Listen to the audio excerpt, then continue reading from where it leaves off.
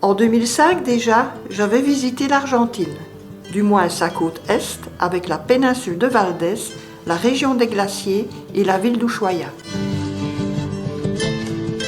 Cette fois, mon besoin d'aventure et de calme m'entraîne vers les hauts plateaux du nord-ouest, vers les déserts de sel et les lagunes.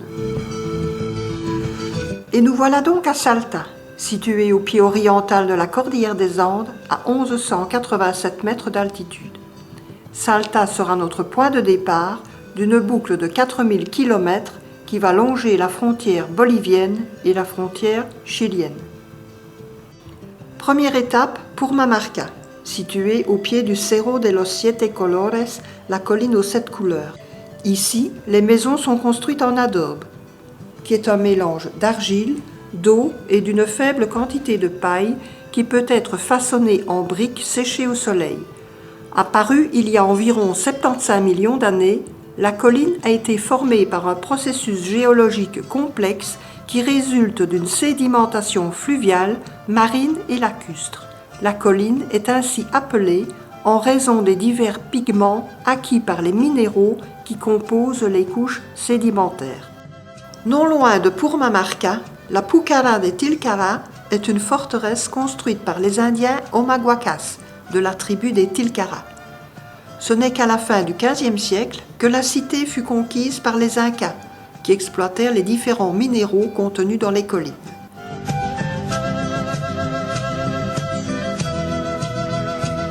À la croisée des chemins, il n'est pas rare de voir des tas de pierres entourées de bouteilles vides. Ce ne sont pas des dépôts clandestins, mais des zapachetas, autels vénérant la Pachamama, mère de notre terre et protectrice des voyageurs. Pour nous habituer à l'altitude et préparer nos prochaines randonnées sur les hauts plateaux, rien de tel qu'une balade parmi les roches multicolores, un régal pour les photographes.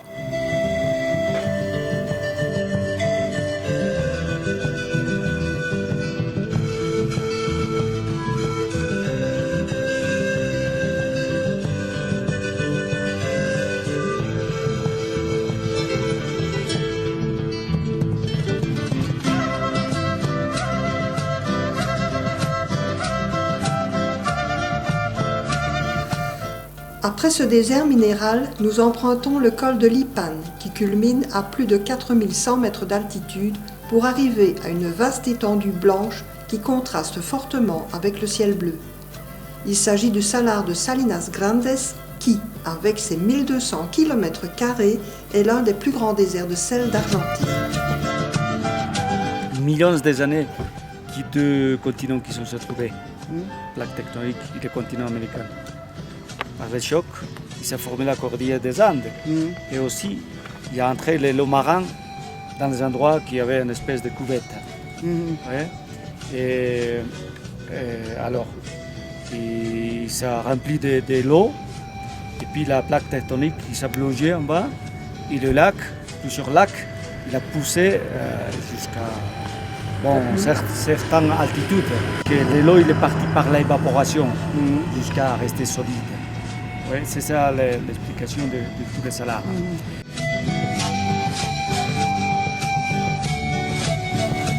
Susques, village recensé le plus haut d'Argentine, avec ses 3900 mètres d'altitude, nous ouvre la porte de la cordillère des Andes.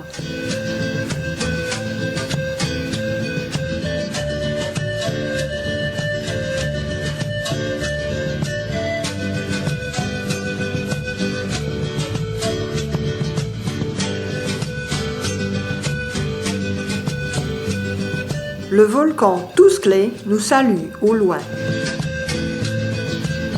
Voici le viaduc La Polvorilla, le plus connu du train des nuages, sur l'ancien chemin de fer General Manuel Belgrano.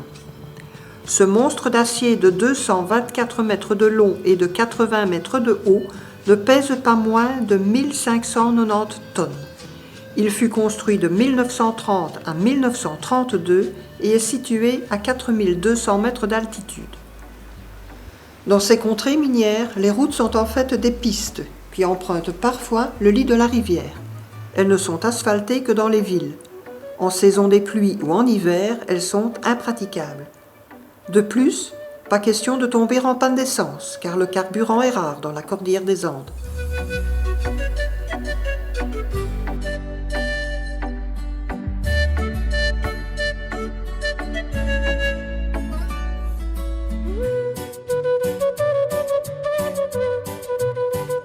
Au loin, le volcan Yuyayaco, 6739 mètres d'altitude, à la frontière entre l'Argentine et le Chili.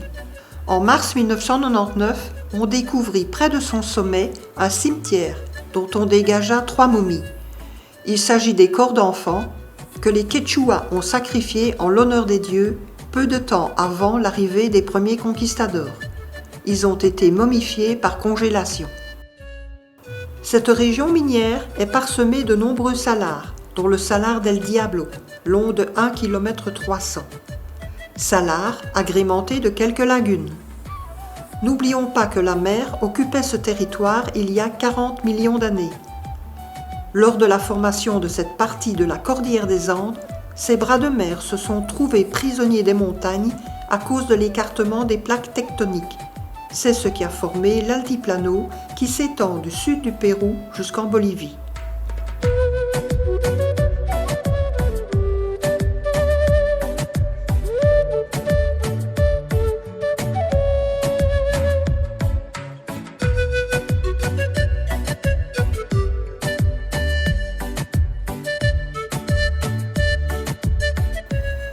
Cette région, qu'ils appellent la Valle de los Sueños, la vallée des rêves, est d'ailleurs inconnue du tourisme. Elle se distingue par une infinité de formations sédimentaires rougeâtres qui offrent au regard un paysage surréaliste. Nous sommes à 4000 mètres d'altitude et nous avons l'impression d'être seuls au monde. Et ce silence, rien que pour l'écouter, on ferait le déplacement jusqu'ici.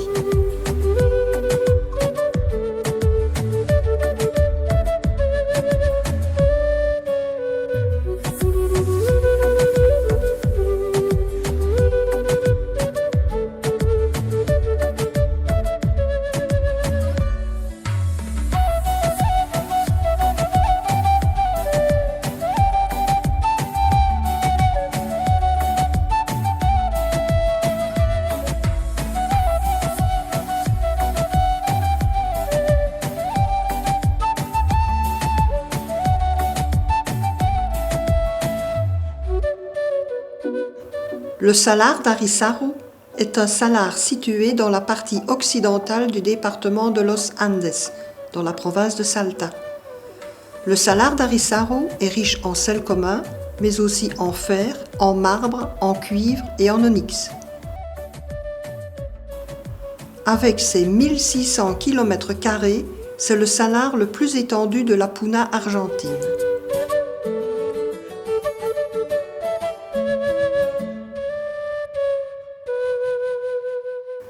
Nous nous dirigeons maintenant vers le sud, laissant derrière nous, non loin, la Bolivie, longeant à notre droite le Chili et plus exactement le fameux salar d'Atacama.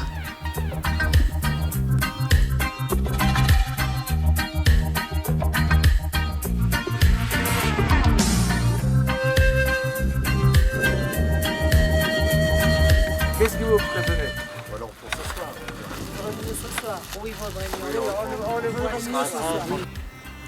Dans un décor de rêve et par des pistes à peine tracées, nous filons vers le salar d'Antofalla.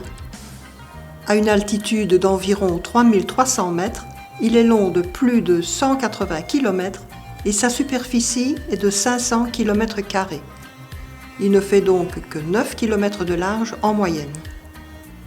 Tout ce sel naturel est, de nouveau, le résultat d'un long processus de radiation solaire et d'évaporation.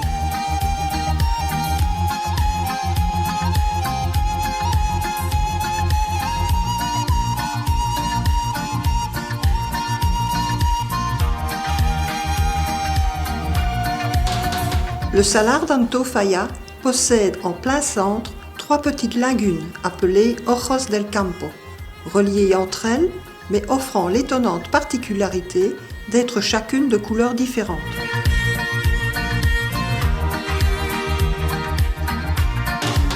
À l'exception de la toute petite localité d'Antofalla, située à l'est du massif, non loin du Salar, la région est presque inhabitée. Le village d'Antofalla compte une quarantaine d'habitants. Il s'agit d'une des régions les plus isolées du pays qui, totalement dépourvue de route, se prête seulement au tourisme d'aventure et aux expéditions scientifiques. Ma chambre d'hôtel, vraiment trop isolée, ne me laisse d'ailleurs pas un excellent souvenir.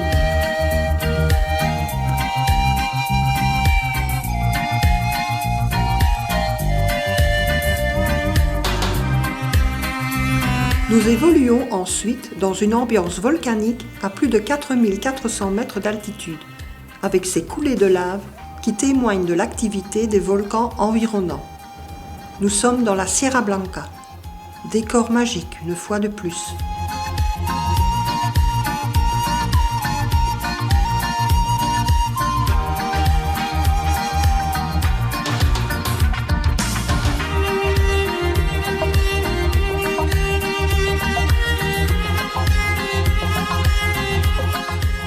De grands troupeaux sauvages de lamas, d'ânes et de vigognes sont au rendez-vous. Les lamas ne nous regardent même pas. Pourtant, ils ne sont guère habitués à la présence humaine. Par contre, nous, pauvres humains, nous ne cessons de les regarder paître en paix. Les lamas sont domestiqués depuis environ 6000 ans en Amérique du Sud. Ils sont étroitement associés à la civilisation andine et connaissent leur apogée sous l'empire Inca. Ils servent d'animaux de bât pour le transport, ils fournissent leur chair pour l'alimentation, leur laine pour les vêtements, leur cuir pour les chaussures, leurs os pour les outils jusqu'à leurs excréments pour le chauffage. La vigogne, autre qu'amélidée, est un animal sauvage aujourd'hui protégé. Elle habite les hauts plateaux froids et déserts de la cordillère des Andes qui se situe à une altitude comprise entre 3500 mètres et 5800 mètres au-dessus du niveau de la mer.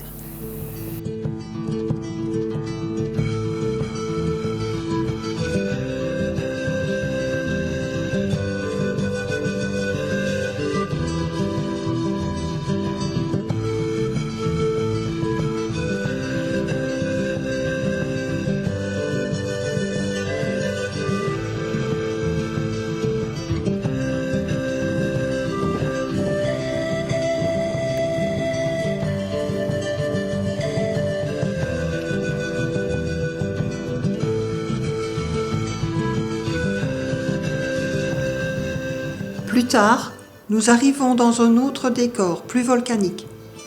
Non loin du hameau d'Antofagasta, peuplé de 600 habitants seulement, deux volcans surgissent devant nous. Le volcan Alumbrera à gauche et le volcan Antofagasta à droite. Le nom Antofagasta signifie « antichambre du ciel ». Ces deux monstres sont deux cheminées de basalte s'élevant de 150 mètres au-dessus de l'altiplano. Au pied du volcan se trouve la Pucara de la Alumbrera.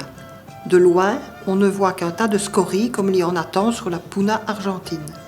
Mais en s'approchant, on découvre un amoncellement de blocs noirs, des murets, des murailles, de véritables enceintes, toute une citadelle façonnée par les conquérants incas. Ces ruines sont situées au milieu de lagunes formées par le rio Pitas et ne sont plus côtoyées que par de nombreux flamants roses. Et nous reprenons la piste plein sud pour traverser d'autres contrées désertiques. Là-bas, au loin, à 3900 mètres d'altitude, une immense étendue blanche se dessine. On dirait des nuages ou de la neige toute lisse. Eh bien non, cette plaque aux allures de meringue est en fait un champ de pierre ponce, le Campo de Piedra Pomes. La pierre ponce est une roche volcanique. Lors d'une éruption, elle est projetée à haute altitude à près de 500 degrés Celsius, puis refroidie brutalement. Ce qui entraîne un dégazage rapide qui laisse des bulles d'air au cœur de la roche, d'où sa grande légèreté et sa faible densité volumique. Dans cette contrée, il y a effectivement plusieurs volcans, dont le volcan Blanco et le volcan Robledo, qui auraient formé ce bassin il y a 20 ou 10 millions d'années.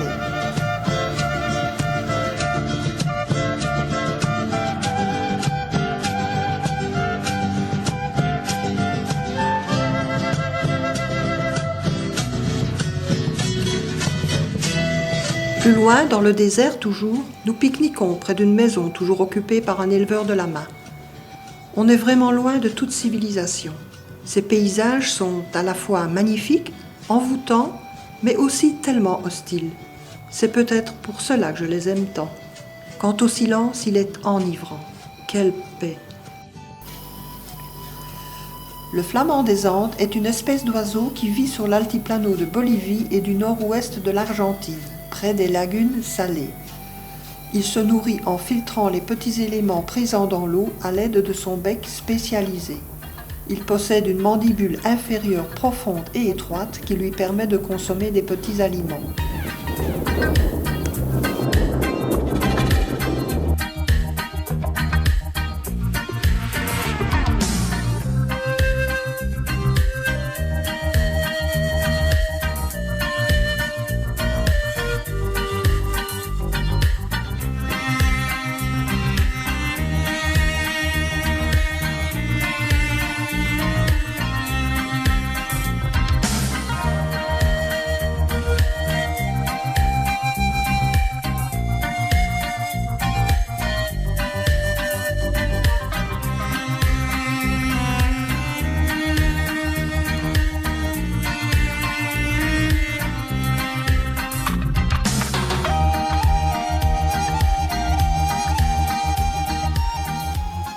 Au milieu de ce nulle part, une dune de sable dont les plus courageux tentent l'ascension. Et c'est ici que l'on ressent les effets de l'altitude. Bref, je ne suis pas encore prête pour l'Everest.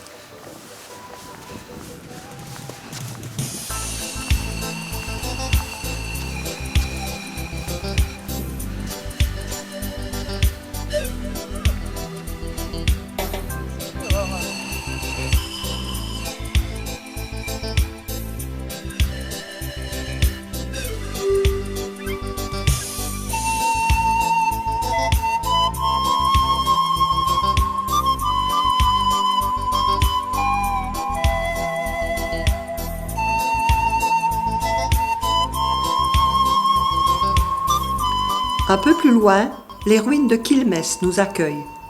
Cette cité sacrée fut découverte en 1888. On a pu établir qu'elle a abrité près de 5000 personnes. Les Quilmes, originaires du Chili, auraient traversé la cordillère des Andes pour fuir l'avancée des Incas. Ils cultivaient le maïs, le quinoa, les pommes de terre, les haricots et élevaient des lamas qui leur fournissaient la viande, le lait et la laine. Ils n'ont été envahis par les Espagnols qu'en 1667.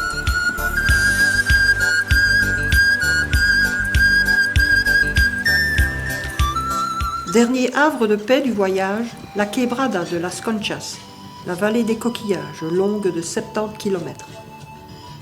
Le Rio de Las Conchas a creusé son lit au milieu de formations rocheuses imprégnées d'oxyde de fer, ce qui leur donne cette couleur rouge brique.